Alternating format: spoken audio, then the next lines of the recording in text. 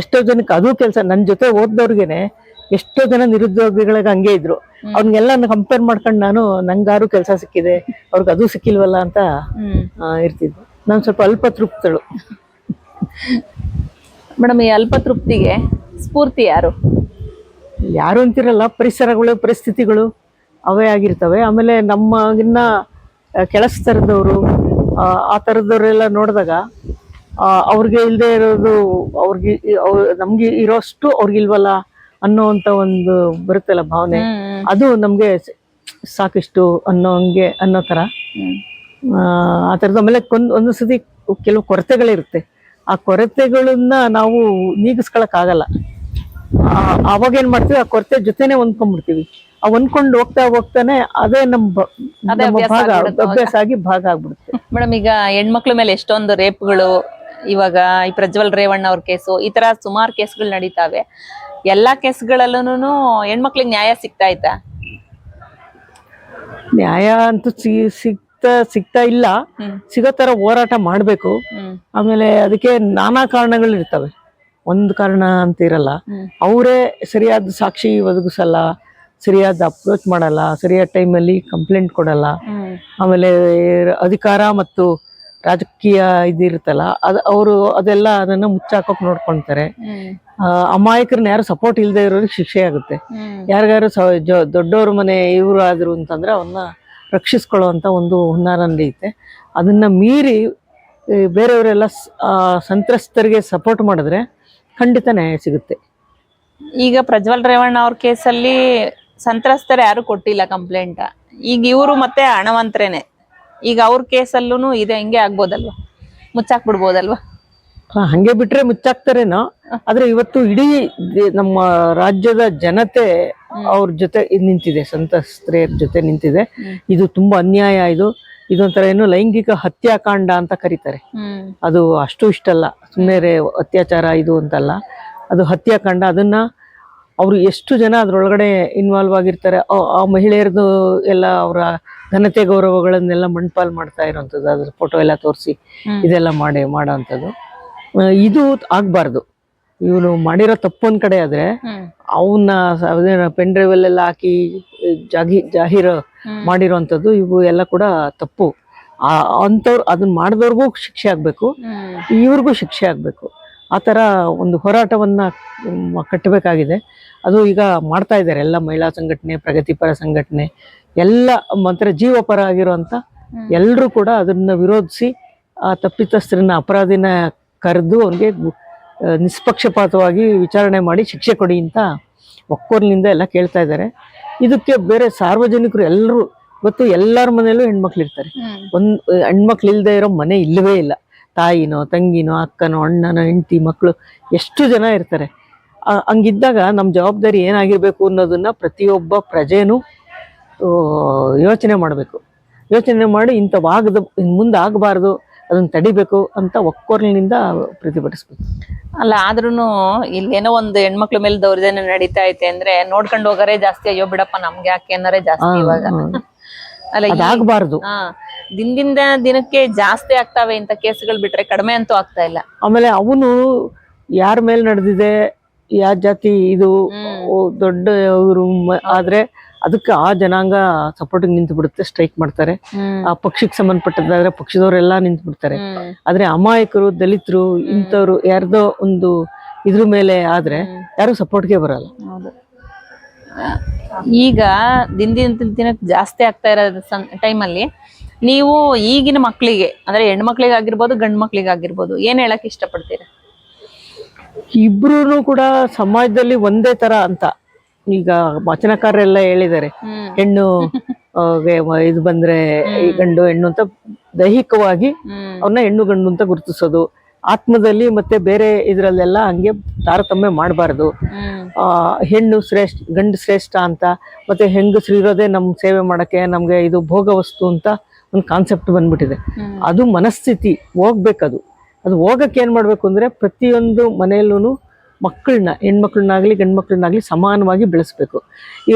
ಗಂಡ್ಮಗ ಅವನು ಈ ಕೆಲಸ ಮಾಡಬಾರ್ದು ಈ ಕೆಲಸ ಮಾಡಬಾರ್ದು ಅನ್ನೋದು, ಅಥವಾ ಆ ಥರ ಅವಹೇಳನಕಾರಿಯಾದಂತಹ ಮಾತುಗಳನ್ನ ಹುಡುಗರು ಮುಂದೆ, ಮಕ್ಕಳ ಮುಂದೆ ಆಡಬಾರ್ದು. ಅವ್ರನ್ನ ಸೂಕ್ಷ್ಮವಾಗಿ ಬೆಳೆಸ್ಬೇಕು. ಹೆಂಗೆ ಅಂತಂದ್ರೆ ಹೆಣ್ಮಕ್ಳು ಗೌರವ ಕೊಡೋದು ಕಲ್ತ್ಕೋಬೇಕು.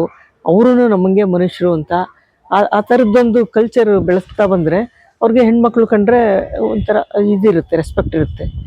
ಎಷ್ಟೋ ಜನ ಅವ್ರ ಮನೇಲಿ ಅವ್ರ ತಂಗಿದಿರು ಇರ್ತಾರೆ, ಆದ್ರೆ ಅವ್ರನ್ನ ಬಿಟ್ಟು ಬೇರೆ ಹೆಣ್ಮಕ್ಳನ್ನ ಯಾಕೆ ಹಂಗೆಲ್ಲ ಮಾಡಕ್ ಹೋಗ್ತಾರೆ? ಆ ಮನಸ್ಥಿತಿ ಯಾಕೆ ಬರುತ್ತೆ? ಅವೆಲ್ಲನೂ ಮನೆಯಿಂದನೇ ಸರಿಯಾಗಿ ಕಲಿಸ್ಬೇಕು. ಏನ್ ಮಾಡ್ತಾರೆ ಮಕ್ಕಳು ಅನ್ನೋದನ್ನ ಗಮನಿಸ್ಬೇಕು.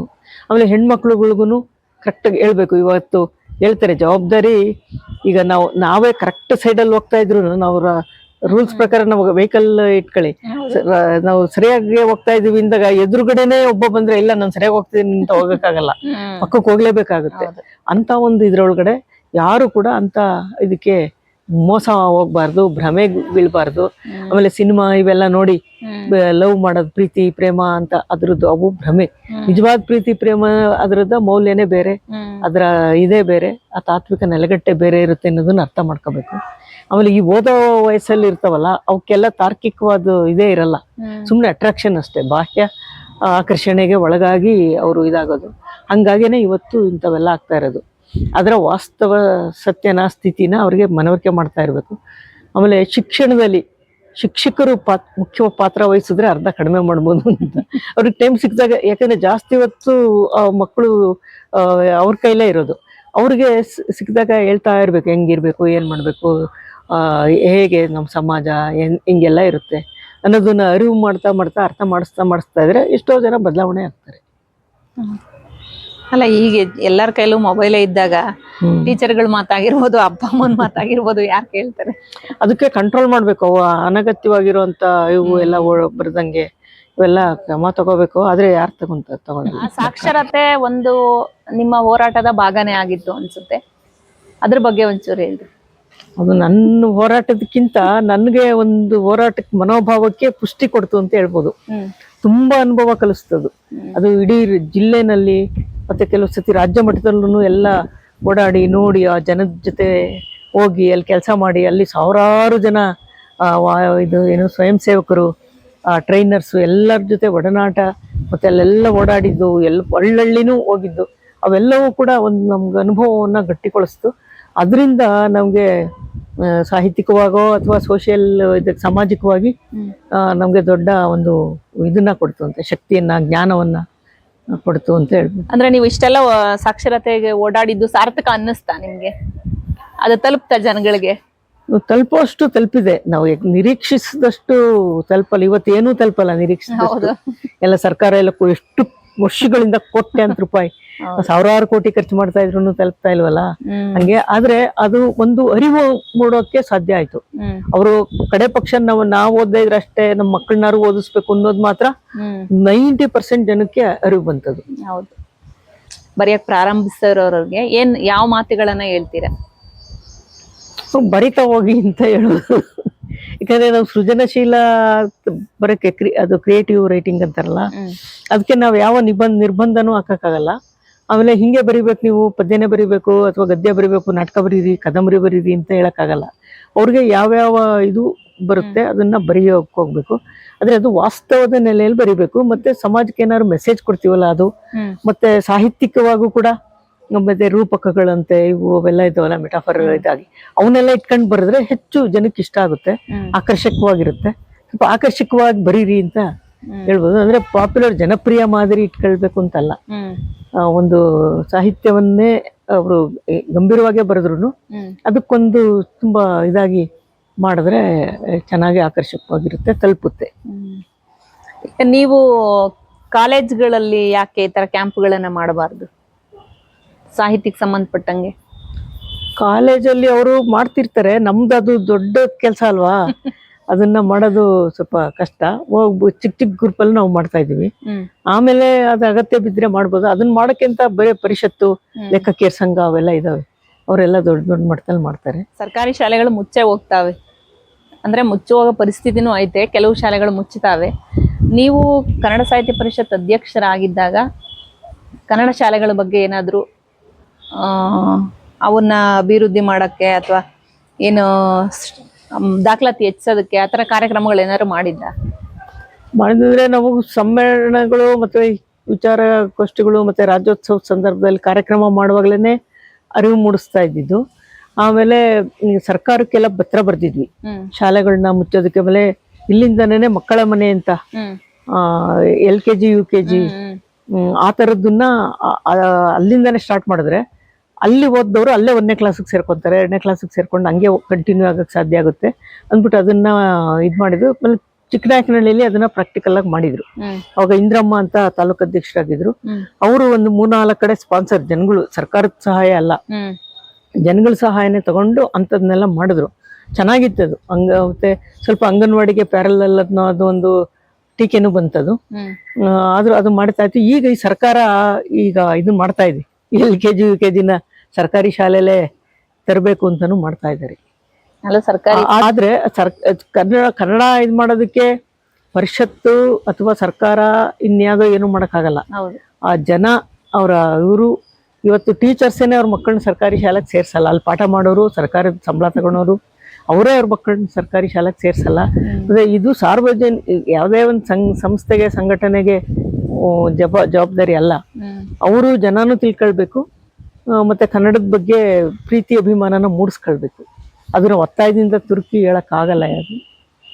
ಒಟ್ಟಿನಲ್ಲಿ ಸರ್ಕಾರಕ್ಕೂ ಇಚ್ಛಾಶಕ್ತಿ ಇಲ್ಲ ಕನ್ನಡ ಶಾಲೆಗಳು ಸರಿ ಉಳ್ಕೋಬೇಕು ಅಂತ. ಇಲ್ಲ ಅಂದ್ರೆ ಅವನ್ನೇನೆ ಅದಕ್ಕೆ ಜಾಸ್ತಿ ಅನುದಾನ ಇಟ್ಟು, ಇದರಲ್ಲಿ ಬಡ್ಜೆಟ್ ಅಲ್ಲಿ ಜಾಸ್ತಿ ಹಣ ಇಟ್ಟು ಸರ್ಕಾರಿ ಶಾಲೆಗಳನ್ನ ಚೆನ್ನಾಗಿ ಕಟ್ಟಿಸಿ, ಇಂಪ್ರೂವ್ ಮಾಡಿಸಿ, ಅನುಕೂಲಗಳನ್ನ ಒದಗಿಸಿ, ಅದಕ್ಕೆ ಸ್ಕೂಲ್ಗಿಂತ ಏನ್ ಕಡಿಮೆ ಅಲ್ಲ ಅನ್ನೋದನ್ನ ತೋರಿಸುವಂತ ಇದನ್ನ ಮಾಡ್ಬೇಕು. ಯಾಕೆಂದ್ರೆ ಟೀಚರ್ಸ್ ಬಗ್ಗೆ ಎರಡೇ ಮಾತಿಲ್ಲ, ಅವರು ವೆಲ್ ಕ್ವಾಲಿಫೈಡ್ ಆಗಿರ್ತಾರೆ, ಟ್ರೈನಿಂಗ್ ಆಗಿರುತ್ತೆ, ಆಗಾಗ್ಯನೂ ಟ್ರೈನಿಂಗ್ ಕೊಡ್ತಾ ಇರ್ತಾರೆ.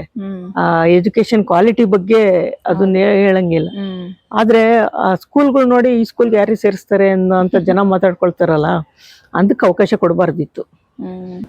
ನೀವು ಏನ್ ನಿಮ್ ಕುಟುಂಬ ತಂಡ್ರೆ ನಿಮ್ ಕುಟುಂಬದಲ್ಲಿ ಯಾರು ಈ ದಾರಿ ಬೇಡ, ಈ ದಾರಿಲೇ ಹೋಗು ನೀನು ಮದ್ವೆ ಆಗು ಅಂತ ಯಾರು ಫೋರ್ಸ್ ಮಾಡ್ಲಿಲ್ವಾ?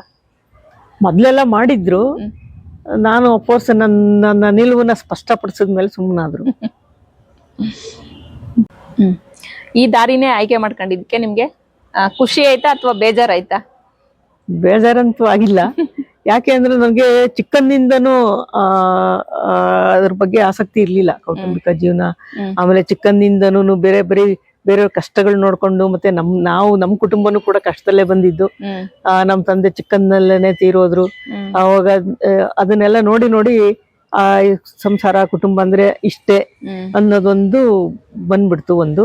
ಆಮೇಲೆ ಇನ್ನೊಂದು, ನಾವು ಏನು ಮಾಡಕ್ ಆಗಲ್ಲ ಅದ್ರಲ್ಲಿ ಇದ್ರೆ ಅಂತ ನೋಡಿದ್ವಲ್ಲ ಎಲ್ಲಾರು. ಅವನ್ನೆಲ್ಲರೂ ಒಂದ್ ದಿವ್ಸ ಈಗ ಅರ್ಧ ಗಂಟೆ ಬನ್ನಿ ಅಂತಂದ್ರೆ, ಅಯ್ಯೋ ಇಲ್ಲ ನಮ್ಮ ಮನೇಲಿ ಇದ್ ಮಾಡ್ಬೇಕು ಅದ್ ಮಾಡ್ಬೇಕು ಅನ್ನೋಂಥದ್ದು. ಅವನ್ನ ಅವಾಗಿಂದನೂ ನೋಡಿದ್ವು, ಚಿಕ್ಕಂದಿಂದನೂ ನೋಡ್ಕೊಂಡ್ ಬಂದಾಗ ಇದೆಲ್ಲ ಇದ್ರೆ ನಾನು ಫ್ರೀಡಮ್, ಸ್ವಾತಂತ್ರ್ಯವಾಗಿರಕ. ಆಗಿನ ಇದು ಬಾಲಿಶವಾಗೂ ಇರ್ಬೋದು, ಸೀರಿಯಸ್ ಆಗೂ ಇರ್ಬೋದು. ಸ್ವಾತಂತ್ರ್ಯ ಇರಲ್ಲ ಅಂತ ಹೇಳಿ ಇದೇ ಸರಿ ಅಂತ ಹೇಳಿ ಇದ್ ಮಾಡ್ಕೊಂಡು, ಆಮೇಲೆ ಬಲವಂತವಾಗಿ ಯಾರನ್ನಾರು ಮದ್ವೆಗ ಸಂಸಾರ ಮಾಡದೆ ಏನೇನೋ ಸಮಸ್ಯೆಗಳು ಆಗ್ತಾವಲ್ಲ, ಆ ಸಮಸ್ಯೆ ಮಾಡೋಕ್ಕೆ ನಮ್ಗೇನಿದೆ ಹಕ್ಕು ಅಂತ. ವಿಷಾದ ಇಲ್ಲ, ಸಂತೋಷನೂ ಇದೆ. ಇವತ್ತಿಗೂ ಕೂಡ ನನ್ಗೆ ಯಾವ ಈ ವಿಷಾದ ಇಲ್ಲ, ಬೇಜಾರಿಲ್ಲ, ಏನೂ ಇಲ್ಲ. ನಿಮ್ಮ ಏನು ಇಷ್ಟು 70 ವರ್ಷದ ಅನುಭವಗಳನ್ನ ಸಾಹಿತ್ಯಿಕವಾಗಿ ಮತ್ತೆ ಹೋರಾಟದ ದಾರಿಗಳನ್ನ ತುಂಬಾ ಚೆನ್ನಾಗಿ ಸುಂದರವಾಗಿ ಹೇಳಿದ್ದೀರಿ. ನಿಮಗೆ ಧನ್ಯವಾದಗಳು. ಧನ್ಯವಾದಗಳು, ನಮಸ್ಕಾರ.